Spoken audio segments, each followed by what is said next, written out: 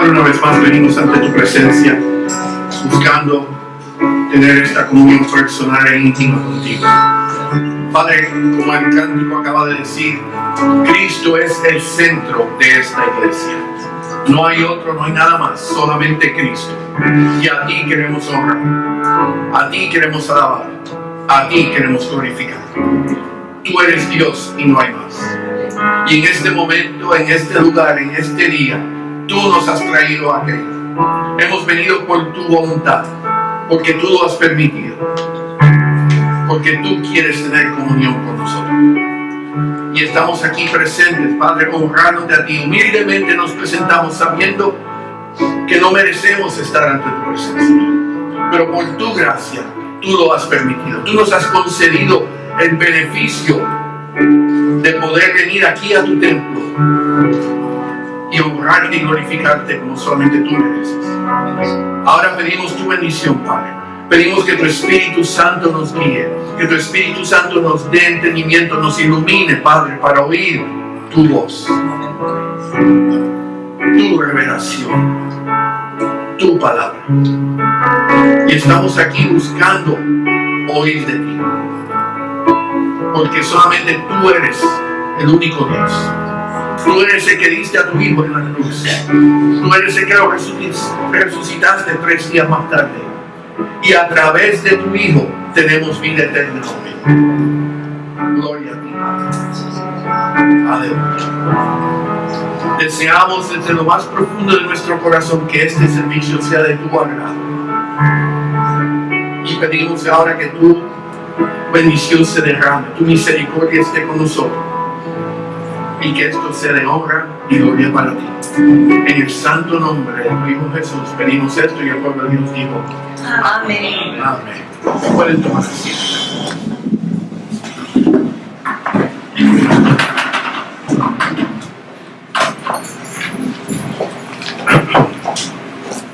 Les pido que vayan conmigo al texto de esta mañana que se encuentra en la carta de Efesios, capítulo 2.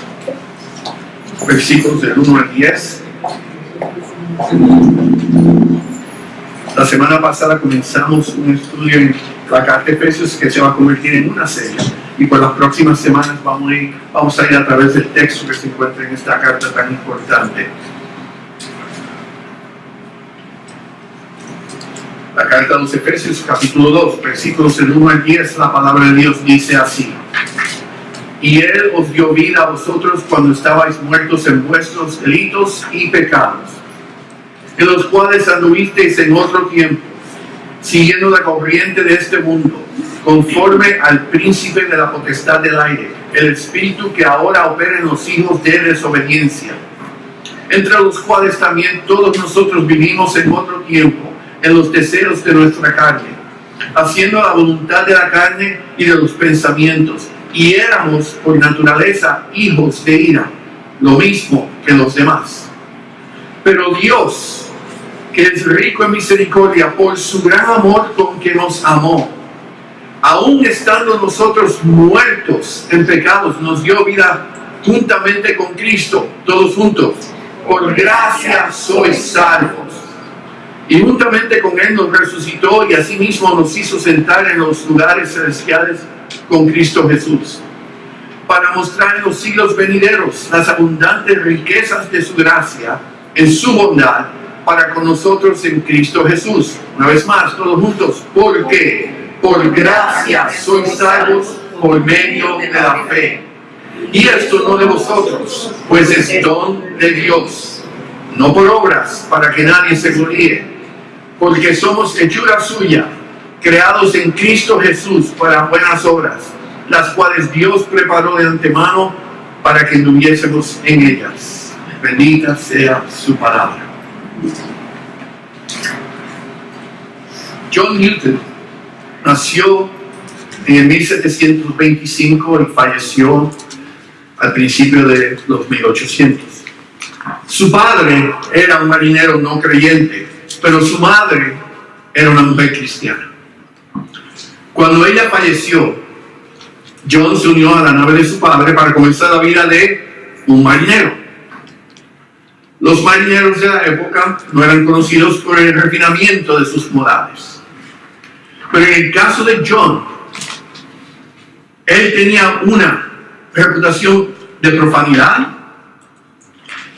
grosería y libertinaje que incluso sorprendía a muchos de los marineros. En otras palabras, si los marineros eran vulgares, él era mucho más vulgar. En un momento dado, en su temprana vida como marinero, él fue vendido como esclavo. Eventualmente escapó y más tarde se convirtió en un capitán de varios barcos, incluyendo su propio barco de esclavos. Qué irónico que él, que había sido esclavo, ahora era capitán de un barco de esclavos. Y como capitán, él se dedicaba a la captura, transportación y venta de esclavos negros a las plantaciones de las Indias Occidentales y América. En 1748, durante una terrible tormenta marina, John Newton se acordó de varios versículos que su madre le enseñó en su niñez. En el medio de la tormenta, cuando todos los marineros que estaban bajo su comando pensaban que iban a fallecer, que no había forma que iban a sobrevivir, él estaba aguantando el timón y acordándose de los versículos que su madre le enseñó. Y en esa tormenta, él se entrega a los pies de Cristo. Al tiempo, abandonó el comercio de esclavos. Y en 1764 se convirtió en un predicador del Evangelio. Después de reflexionar sobre quién él había sido, lo que había hecho y lo que había sucedido en su conversión, Newton escribió las palabras del himno Gracia Admirable o Amazing Grace. Muchos años después, en su vejez, él escribió en su diario: solo la asombrosa gracia de Dios podía hacer que un marinero grosero, profano, que se dedicaba a la venta de esclavos, fuera transformado en un hijo de Dios. Newton nunca dejó de admirar la gracia admirable de Dios en su vida. Y como él, nosotros tampoco deberíamos de hacerlo. La gracia admirable de Dios es el tema de esta mañana. Y como dije, continuando los estudios que comenzamos en la carta a los Efesios. Al final del primer capítulo, encontramos al apóstol Pablo orando por la iglesia, por los creyentes que él describió al comienzo del capítulo 1. Aquellos que habían creído el mensaje de salvación de fe.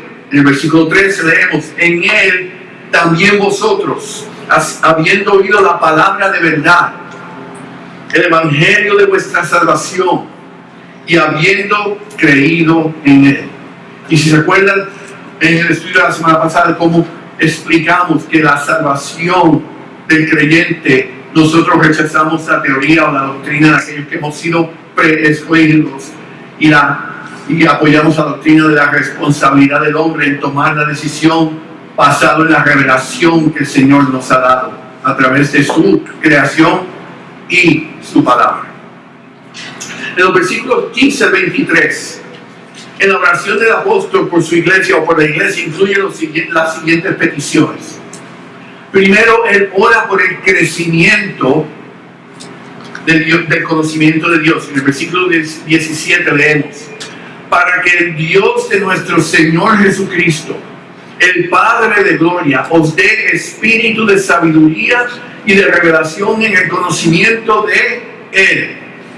Pablo está expresando que él desea que la iglesia llegue a conocer a su Señor, a su Salvador, de una forma o de una manera íntima a través de esa revelación que es el Evangelio.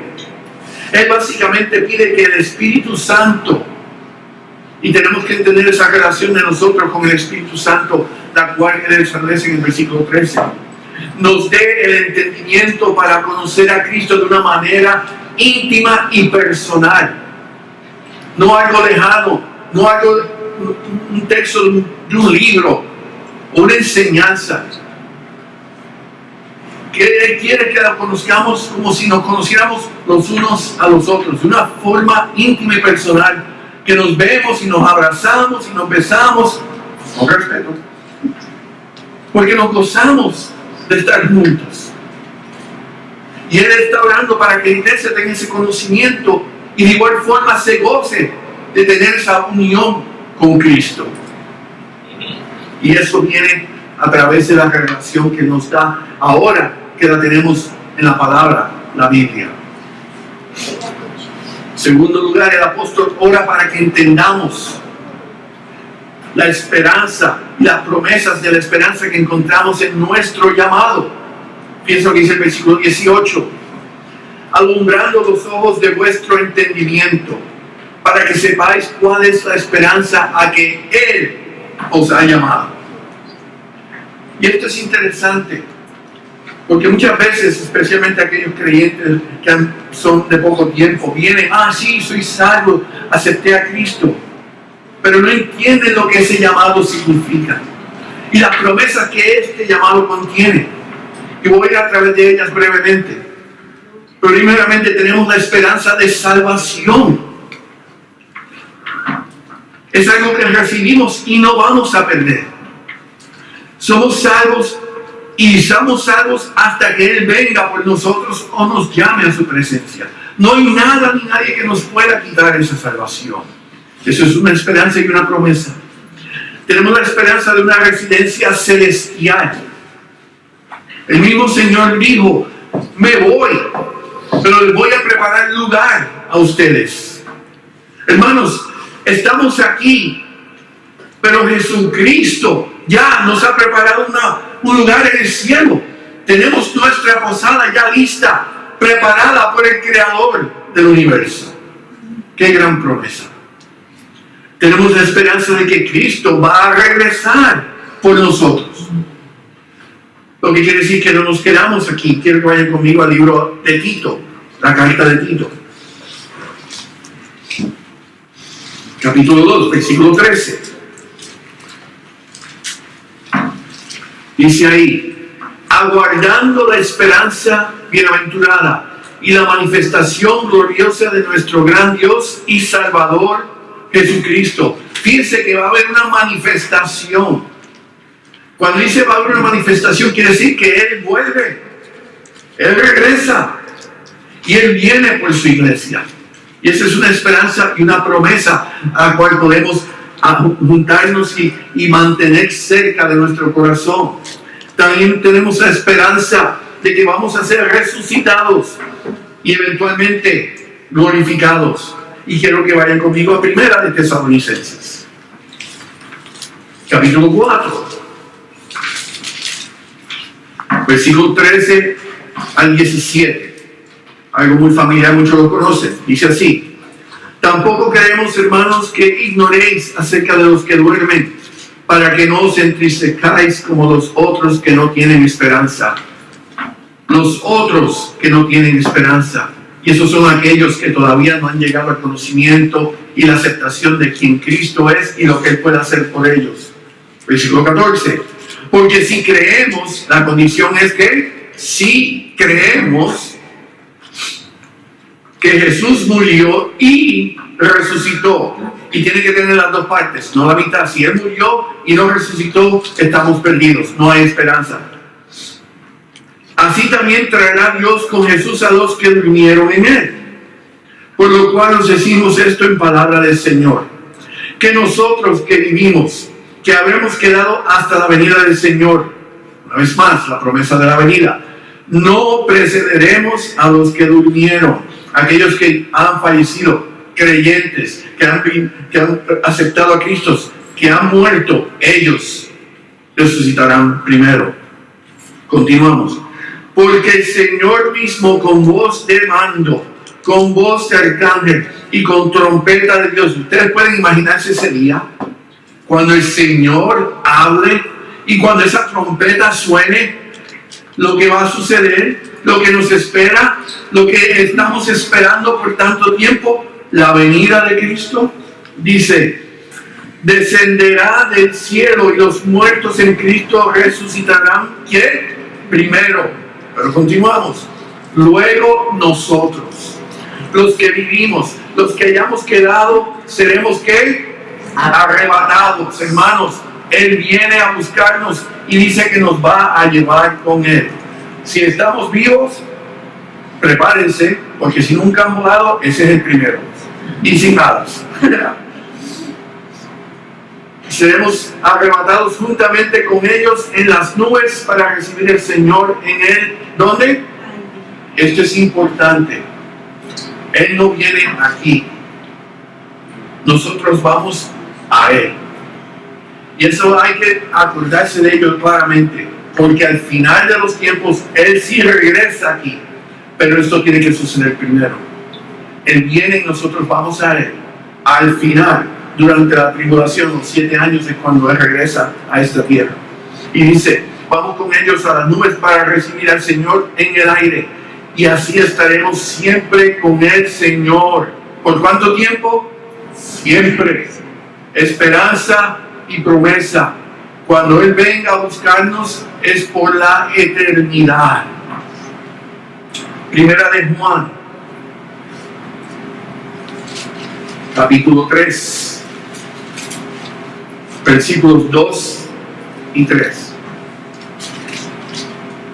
Amados, ahora somos hijos de Dios y aún no se ha manifestado lo que hemos de ser. Y acuérdense que leímos anteriormente acerca de la manifestación de Dios, el regreso de Dios. Él dice aquí que todavía no se ha llevado a cabo, no ha sucedido. Pero sabemos que cuando Él se manifieste seremos, ¿cómo? Semejantes a Él. Lo que significa, lo que implica que tiene que haber un cambio en lo que somos ahora. Para ser semejante a Cristo no podemos continuar siendo como somos ahora. Tenemos que ser cambiados. Tenemos que ser ¿qué? Santificados, glorificados. Seremos semejantes de Él porque le veremos tal como Él es, en su glorificación, en la gloria. Y todo aquel que tiene esta esperanza en Él se purifica a sí mismo, así como Él es puro. La esperanza de que vamos a ser resucitados y glorificados. Tercero, en su oración, Pablo ora para que conozcamos el asombroso poder de Dios para nuestras vidas. Su poder para nuestras vidas. Versículos 19, 21 y 22 en Efesios, una vez más. Primer capítulo dice así: ¿y cuál la supereminente grandeza de su poder para con nosotros los que creemos? Una vez más, la condición es creer.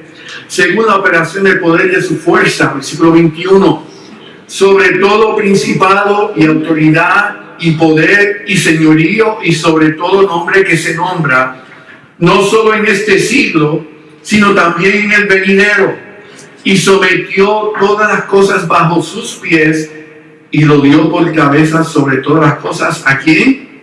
A la iglesia. Filipenses 4:13, ¿qué nos dice? Todo lo puedo en Cristo que me fortalece. El poder de Dios. Y fíjense el poder de Dios cómo lo describe. Sobre todo principado, autoridad, poder y señorío. Y sobre todo nombre que se nombra, no solo en este siglo, pero en el venidero. El poder de Dios lo acapara, ¿qué? Todo. No hay nada más poderoso que Dios. Y la palabra dice que todo lo podemos en Cristo, que es Dios, porque Él nos fortalece. Pero no es que yo me vaya a mover edificios, ni voy a brincar, ni voy a volar. No, dentro del contexto del llamado al cual hemos sido llamados. El ministerio el cual Él nos ha concedido. La obra a la cual Él espera que sirvamos. Dentro de ese contexto, yo lo puedo todo en Cristo, porque Él nos fortalece con el poder de Dios Supremo. Gracias. Hay que entender lo que Pablo está orando por la iglesia, por nosotros. Porque Él comprende lo que esa relación significa ahora que somos salvos, porque hemos creído.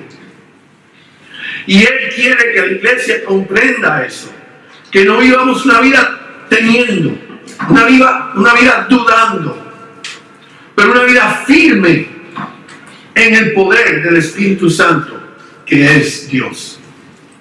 Y cuando comprendemos eso, que es lo que Él está pidiendo en su oración para nosotros, el entendimiento, el conocimiento, que los ojos, la mente se nos abra para poder recibir lo que el Señor nos ha dado a través de su gracia en la salvación.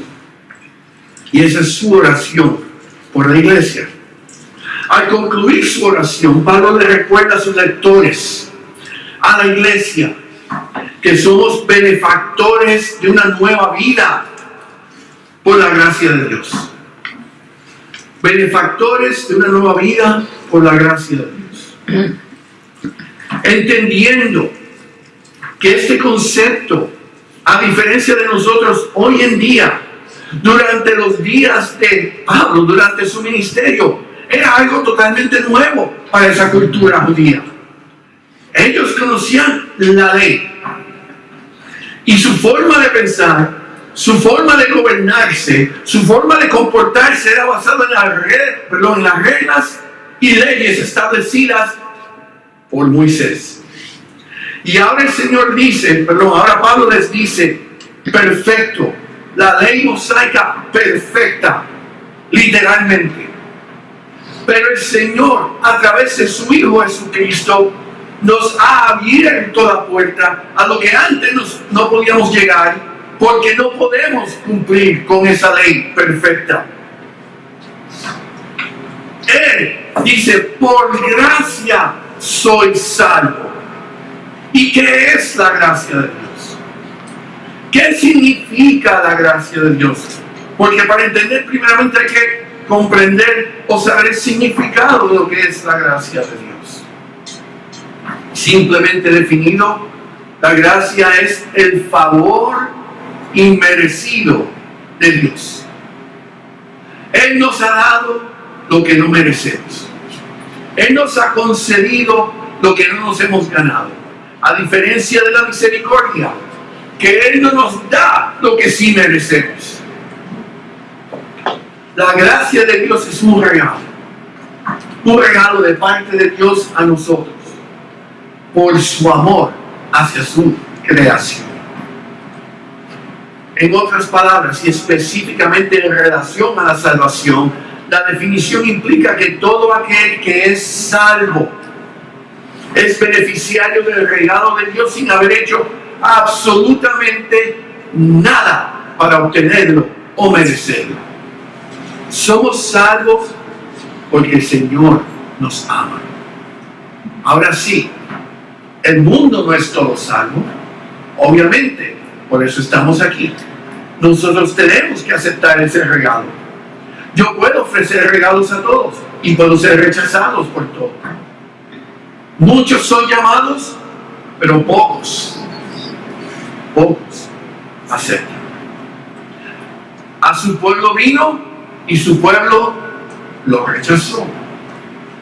Y entendemos a través de las Escrituras que este regalo, aunque está ofrecido a todos, no todos lo aceptan, desafortunadamente. Dentro de ese contexto, Pablo nos declara que debemos y podemos, al igual que John Newton, reconocer que la gracia de Dios es admirable cuando, y aquí voy a mencionar 3 puntos, cuando recordamos lo que éramos antes de ser salvos, cuando recordamos lo que Cristo hizo por nosotros cuando vinimos a ser salvos, y cuando recordamos cómo vinimos a ser salvos. Nosotros estamos agradecidos porque sabemos que algo ha sucedido. Hoy reconocemos a las madres. ¿Por qué? Por lo que ellas significan en nuestras vidas, por lo que ellas han hecho a través de nuestros años, por el amor que han demostrado. Agradecemos y admiramos eso por lo que han hecho. Y de igual manera nosotros, los hijos de Dios, tenemos que reconocer y admirar la gracia admirable de Dios por lo que Él ha hecho en nuestras vidas. Estábamos primeramente como el adicto, enfermo, dependiente de aquella droga, aquello que necesita para supuestamente tener la paz que necesitaba. Antes éramos como el adicto, que necesitaba algo. Pero primero tiene que reconocer como adicto que está enfermo. Y el pecador de igual forma tiene que reconocer que estábamos espiritualmente muertos. Muertos en pecados. Y por lo tanto, como el adicto, teníamos necesidad de ser rescatados. Si yo no admito que soy pecador, no necesito salvación. Y el primer paso en la revelación es reconocer: yo soy pecador. Romanos 5:12 dice así: por tanto, como el pecado entró en el mundo por un hombre, y por el pecado la muerte, así la muerte pasó a todos los hombres, porque cuanto todos pecaron. No hay nadie, no hay uno que pueda decir: yo no soy pecador. La muerte entró a la humanidad por el pecado, por un hombre. Debido a nuestro pecado, nuestro espíritu estaba completamente, eternamente separado de Dios. Eso es lo que conocemos como la muerte espiritual.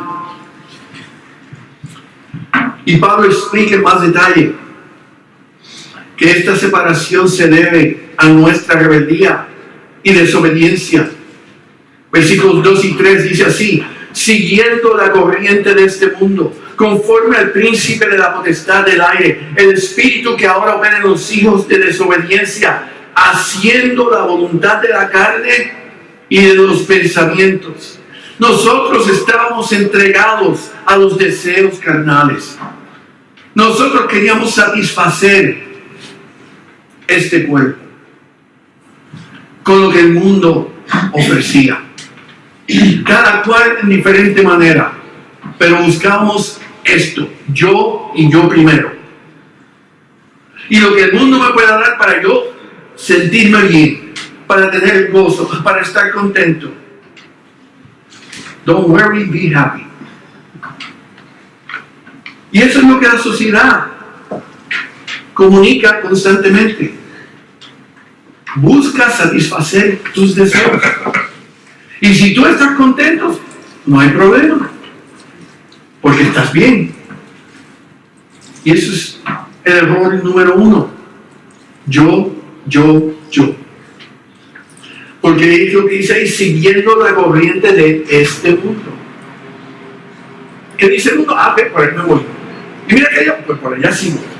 Porque el mundo dice que eso es lo mejor para mí.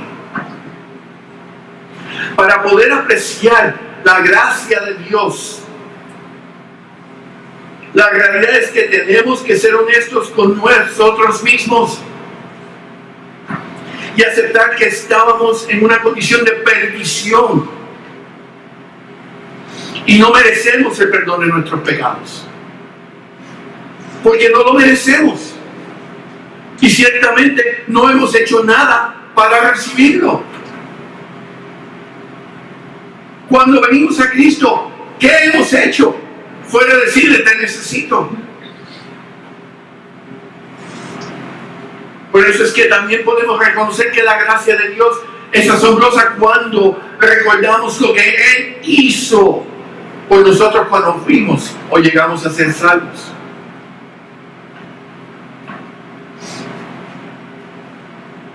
Versículos 4 y 5 dice, entendiendo lo que dice en versículos 2 y 3, donde dice que estamos totalmente perdidos siguiendo la corriente de este mundo. Ahora en 4 y 5 dice así: pero Dios,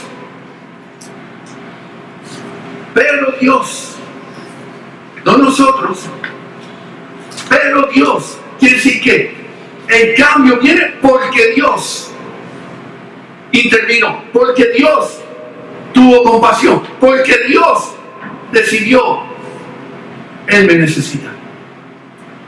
No porque yo decidí de momento, como el fumador, no voy a fumar más. Dame el pacho. O no voy a beber más. Voy aquí, voy allá. Yo tomé la decisión. No. Pero Dios dice ahí que es rico en misericordia. No me va a dar lo que merezco. Pero Dios que es rico en misericordia por su gran amor. Con que nos amó. No porque me predestinó.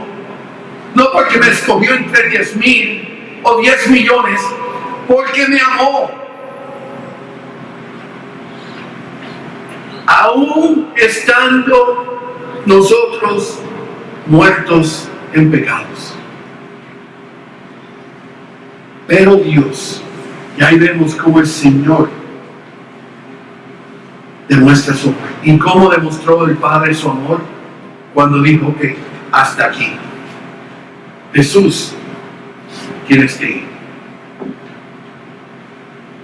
Pero Dios, en su soberanía, dijo, este es el momento. Y decide, ahora tengo que ir. Porque necesitan ese sacrificio. ¿Y por qué? Porque yo los amo. Porque de tal manera que amó Dios al mundo.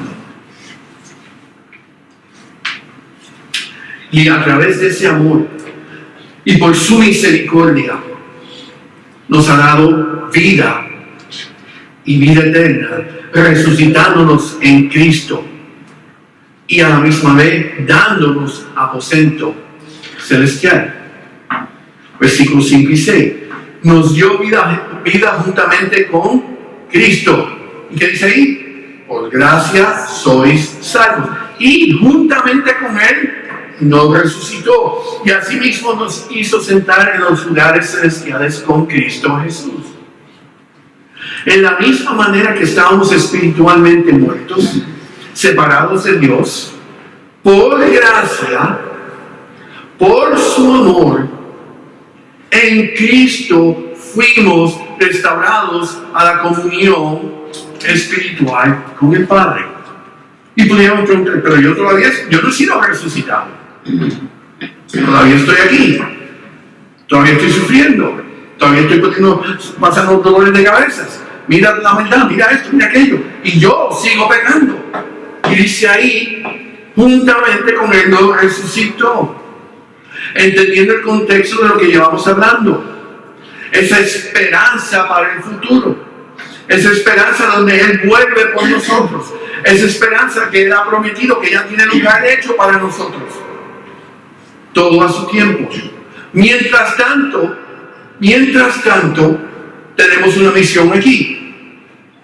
Y en orden de poder llevar a cabo esa misión, Él espiritualmente nos ha restaurado a la posición que necesitábamos estar, salvos, para entonces poder cumplir con Él en la manera que Él espera y desea. Porque si yo no lo acepto, ciertamente no voy a prestar atención a las instrucciones que Él me da a través de su Espíritu Santo. ¿Por qué? Porque no tengo el Espíritu Santo para oír las instrucciones que Él tiene para mí.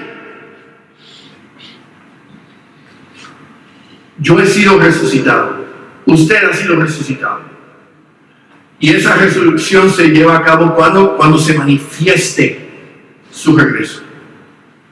Y cuando empezamos a poner el rompecabezas y todas las piezas, empezamos a ver la visión de lo que el Señor está haciendo y lo que está preparando. Y cómo nosotros somos parte de eso que Él está haciendo. Y debido a que hemos sido restaurados espiritualmente, ahora somos testimonios vivos de la gracia de Dios a través de sus bendiciones en nuestra vida. Fíjense, versículo 7. Todo esto que Él está haciendo es para mostrar en los siglos venideros las abundantes riquezas de su gracia en su bondad para con nosotros en Cristo Jesús. ¿Cuál es la gracia de Dios? ¿Qué es la gracia de Dios? el favor inmerecido de Dios, ¿no? Y ahora Él dice que su gracia, las riquezas de su gracia, en su bondad para con nosotros en Cristo Jesús. Nosotros, debido a esa gracia y a esa relación que establecemos a través de la salvación, ahora nosotros podemos actuar hacia otros en la forma que Él actuó hacia nosotros. Podemos perdonar, podemos ayudar, podemos guiar, podemos amar en la forma que Cristo nos amó. Porque todo lo puedo en Cristo que me fortalece. Y el poder de Dios a través de Cristo que me fortalece, me permite a mí obrar y compartir la gracia de Dios que Él compartió conmigo hacia otros. Yo ahora puedo ser testimonio de la gracia de Dios en la vida de otros que la necesitan tanto como la necesito yo. Y porque Él permite eso, yo tengo que admirar esa gracia admirable de Dios. Cómo Él me ama a mí, que me permite ser un pequeño ejemplo del amor que Él es. Y esto nos ayuda a entender y poder admirar la grandeza de esa gracia de Dios. Cuando recordamos cómo vinimos a ser salvos. Y yo sé que cada uno de nosotros tiene un testimonio de cómo vinimos a ser salvos. ¿Dónde estábamos? ¿Cuál era nuestra condición? El día, el llamado, el toque, la palabra que se dijo. Cuando ese día dijimos, Señor, aquí estoy. Te necesito, perdóname, ven a mi vida. En la forma que haya sido, levantando la mano, parándome yendo al frente, individualmente en el hogar, en un radio, en la televisión, el mensaje que nos tocó en el momento que más lo necesitábamos. Y vinimos a los pies de Cristo, como John Newton en la tormenta. Versículo 8. Porque por gracia sois salvos por medio de la fe. Y esto no de vosotros, pues es don de Dios.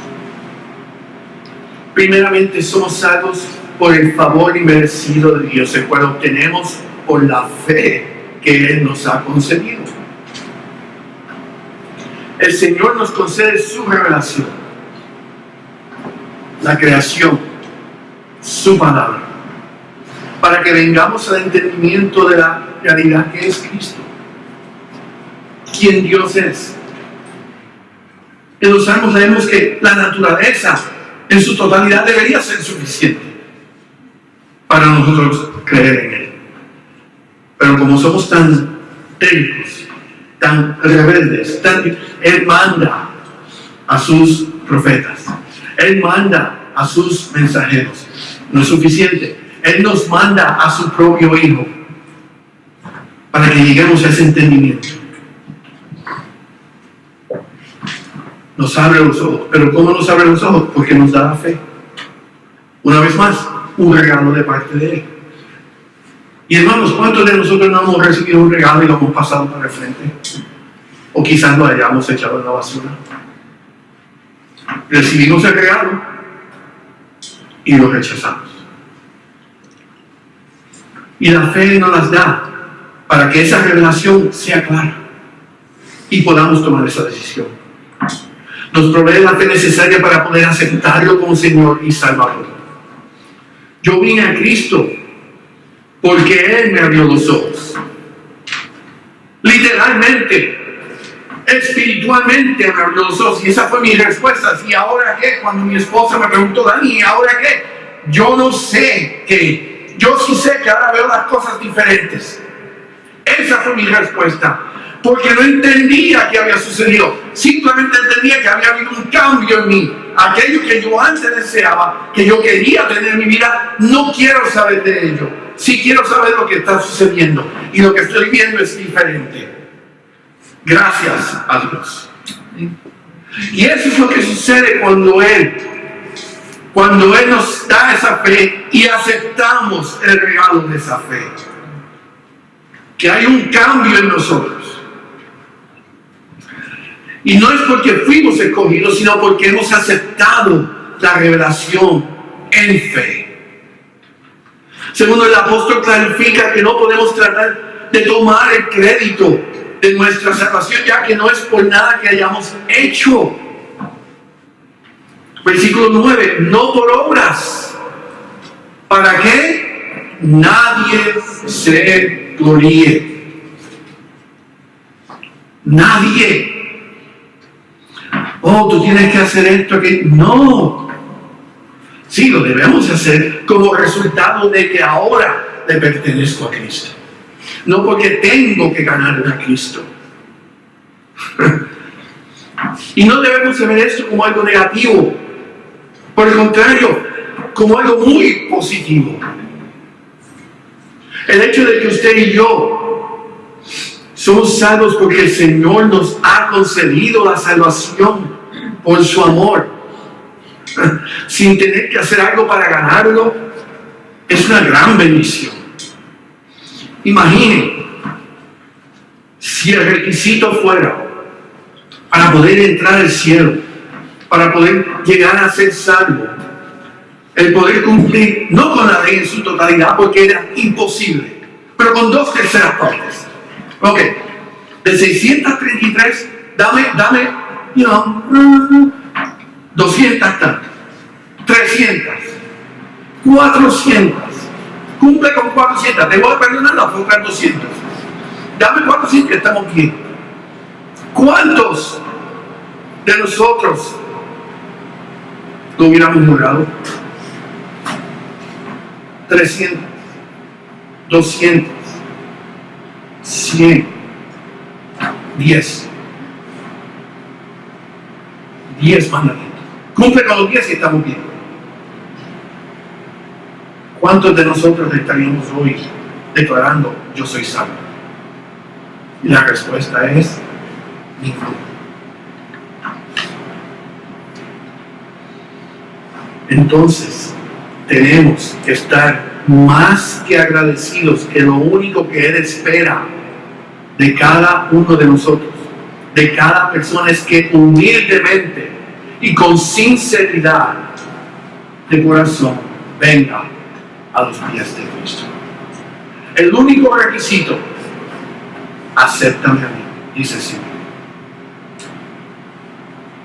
Un solo requisito. Niega todo lo demás. Sígueme a mí.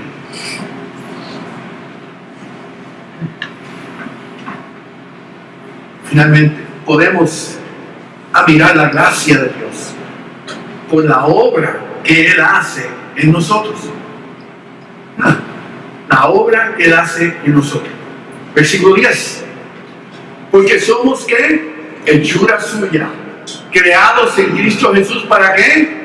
Buenas obras, los cuales Dios preparó de antemano para que anduviésemos en ellas. Ok, vamos a disertar el versículo. Primeramente, somos hechura suya, su creación, para llevar a cabo buenas obras, las cuales Él estableció de antemano para que andemos en ellas. Su creación para obrar en forma positiva en las obras que Él estableció y que nos debemos mantener en ellas. No nos podemos mantener en ellas porque no vamos a reconocer que vienen de Dios si no las hemos aceptado. No vamos a hacerlas porque no nos deseamos hacerlas y no lo reconocemos a Él como nuestro Señor. Tenemos que primeramente venir a Él, y venimos a Él porque lo reconocemos como Señor. Somos su creación y una obra en proceso. Él no ha acabado con nosotros. Filipenses 1:6. El que comenzó en vosotros la buena obra, la perfeccionará hasta el día de Jesucristo. ¿Cuándo se va a acabar la obra? Cuando venimos a ser glorificados. ¿Y cuándo venimos a ser glorificados? Cuando Él se manifieste. Hasta ese momento, work in progress. Él está orando en nosotros para nosotros seguir creciendo en Él. para que podamos llevar a cabo la obra. Él nos prepara, Él nos guía, Él nos moldea para que sigamos adelante. Fuimos hechos, dice Él, para hacer buenas obras. No cualquier cosa, específicamente buenas obras, las cuales Él ha preparado de antemano, las cuales van a ser evidencia de nuestra fe en Él. Santiago, capítulo 2, versículos 14 al 17. Hermanos míos, fíjense que los apóstoles y los hombres y mujeres de Dios nunca hablaron de arriba para abajo. Siempre hablaban de forma de igualdad, con cariño. Juan escribía a sus lectores: hijitos míos, como un padre, con ternura. Aquí Santiago habla como si fuéramos una familia, hermanos míos. No ustedes tienen, no, nosotros. ¿De qué aprovechará, dice él, si alguno dice que tiene fe y no tiene obras? Sí, yo creo en Cristo. Sí, yo soy salvo. Sí, yo voy a la iglesia. ¿Y qué tú haces para él? Bueno, yo voy el domingo y voy al picnic. Y tú sabes, y a los cumpleaños, y tenemos actividades. ¿De qué aprovechará si alguno dice que tiene fe y no tiene obras? ¿Podrá la fe salvarle? Y esa pregunta es clave, porque leímos anteriormente que somos salvos por gracia, por la fe que el Señor nos ha dado. Entonces, ¿cómo yo puedo venir a ser salvo? Ok, yo creo en Cristo, ok. Pero entonces, ¿qué sucede? Nada sucede. Verdaderamente es salvo a la persona, no es para nosotros buscar. Pero fíjense que la pregunta es: ¿podrá esa fe salvarle? ¿Fe en qué? ¿Qué fe es esa?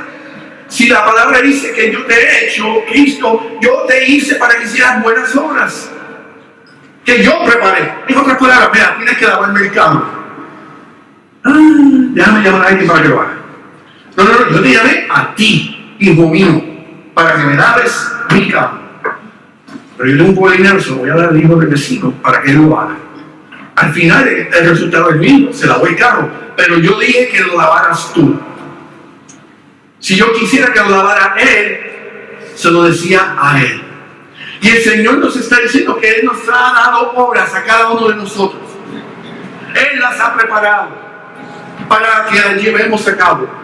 Y nuestra fe, la evidencia de esa fe se demuestra cuando cumplimos con las obras que Él nos ha dado. ¿Podrá la fe salvarle? Así también dice Santiago, la fe, si no tiene obras, ¿qué dice ahí?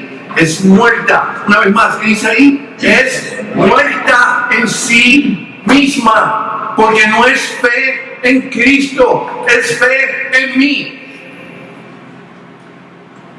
La fe está dirigida en el lugar opuesto. Mi fe, su deseo debe de ser cumplir, agradecer a mi Salvador. Esa fe nos salva cuando está dirigida a algo que no es Dios. Por último, la bondad de Dios es tal que a cada uno de nosotros se nos ha divinamente asignado el poder completar las buenas obras que Él ha establecido con la sobreabundancia de gracia y habilidad para poder hacerlo. Segunda de Corintios, capítulo 9, versículo 8.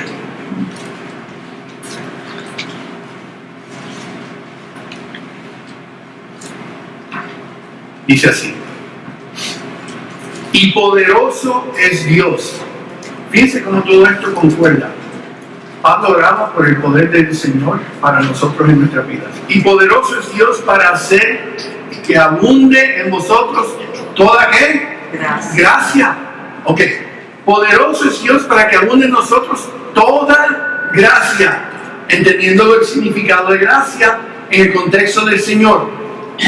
A fin de que el propósito de esa gracia que sobreabunde en nosotros ahora, teniendo siempre en todas las cosas todo lo suficiente. No a mitad, no 3/4, no 7/8.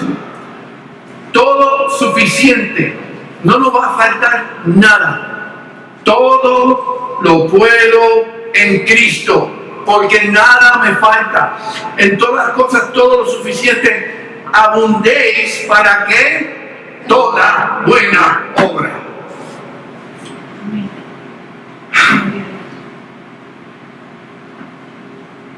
La gracia admirable de Dios no es una sola palabrita con un breve significado y un breve propósito. La gracia admirable de Dios acapara la vida de un cristiano, o debería de acaparar la vida de un cristiano. En este Día de las Madres, reconocemos a las mujeres en nuestras vidas por su amor y un amor sin condiciones. Especialmente estas mujeres de Dios, porque tienen un entendimiento que es diferente a la mujer del mundo. Y las reconocemos porque ustedes, con ese amor sin condiciones, apoyan, proveen, cuidan, mantienen, protegen, ayudan, guían, dirigen y están dispuestas a perdonar a los hijos aún cuando no obedecen.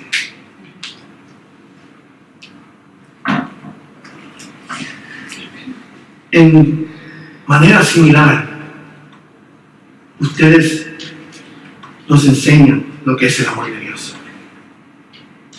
No las comparo con Dios, no las estoy alabando por Dios. Lo que les estoy dejando saber es que ustedes representan a Dios en este mundo con ese amor que demuestran diariamente. Y por eso se les da las gracias en esta vida y se les debería dar las gracias todos los días. John Newton declaró: solo la asombrosa gracia de Dios podía hacer que un marinero grosero, profano, que se dedicaba a la venta de esclavos fuera transformado en un hijo de Dios. Él pudo reconocer cuán tan grande pecador él era, y también pudo reconocer cómo solo Cristo lo pudo restaurar. ¿Qué diríamos nosotros acerca de quienes éramos antes de venir a Cristo? ¿Pudiéramos declarar que solo la gracia de Dios podía cambiar a un mentiroso, un adicto, un rebelde, un malcriado, un egoísta, un hipócrita, un etcétera, y transformarlo en un hijo o una hija de Dios hoy? Gracias sobre gracias tenemos que dar, ya que antes estábamos muertos en pecados y ahora tenemos vida eterna. Éramos ciegos y ahora podemos ver, porque por gracia somos salvos. Y el pueblo de Dios dijo: amén. A ti sea la obra y a ti sea la gloria, Padre nuestro, por esa gracia admirable en la cual tú has demostrado tu amor.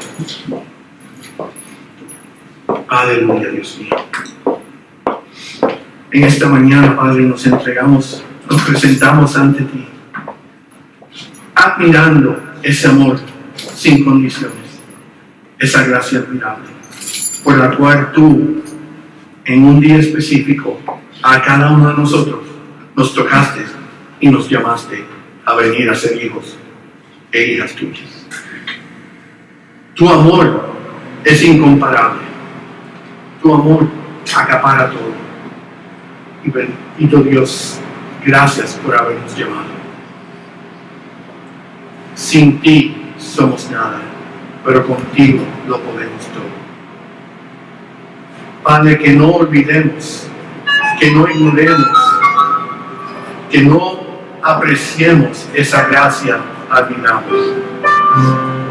Que la mantengamos constante, siempre en nuestras mentes, en nuestros corazones, y poder reconocer la grandeza de ella y lo que ella significa en nuestras vidas. Tu gracia admirable, ese amor, en el nombre de Cristo. Perdónanos cuando fallamos, cuando nos olvidamos, cuando la ignoramos. Padre, queremos ser siervos fieles, queremos ser obedientes a tu llamado y queremos dar un testimonio vivo de ese amor de Cristo en nosotros. Guíanos, Padre, para poder demostrar esa gracia admirable a todo aquel que la necesita. Y que como iglesia, Padre, siempre tú seas el centro de ella. Que nada ni nadie se interponga. Que nos identifiquemos con solamente Cristo y nada más que Cristo. Esto pedimos en el nombre, precioso nombre, en el único nombre que merece ser alabado, exaltado y glorificado, el nombre de nuestro Señor y Salvador Jesucristo. Amén. Amén.